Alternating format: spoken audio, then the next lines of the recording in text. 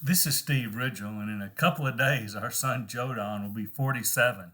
Now, most of you that watch this channel regularly or even occasionally know that one of the things I do is for family members or really special people is kind of on birthdays, anniversaries, those kind of things. Give a little short video on why I love them and proud of them. You may not even know them, but they need to hear it, and you need to know, well, it's one of the things I think you do.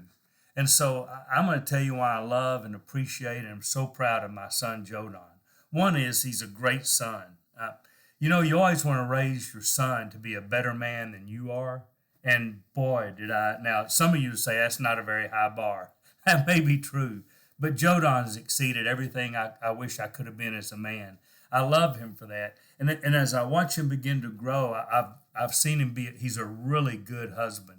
I'll say more about he and Jamie, in fact, in probably the next video I produce because their anniversary is coming up. But he's a thoughtful, sensitive, good provider, husband. I'm amazed at that. And he is just a great dad. Boy, he's raising his three kids to be faithful believers in Jesus. And his two boys, I'm not so sure he's going to raise them to be even better than he is. And that is a high bar.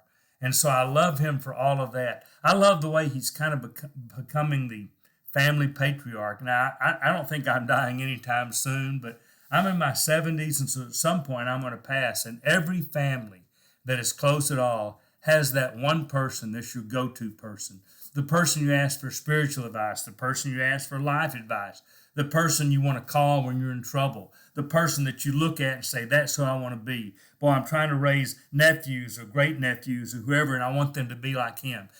There's always somebody like that in that family. Somebody that does the family funerals and weddings and all of those kind of things. Now, I've been that person in our family for a long time. But Jodan's starting to take a lot of that over. He does a lot of the family funerals with me. He's the show up guy. He will drive hours to family things just to be there and support people. He's a great person for his sister and his cousins and lots of people to ask advice from. And so I love him for that. But I think the thing I love the most about my son, Jodan, is he really loves Jesus. He does.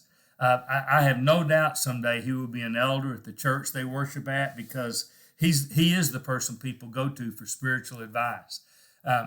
It's not easy in this world to be a Jesus follower. It's just not.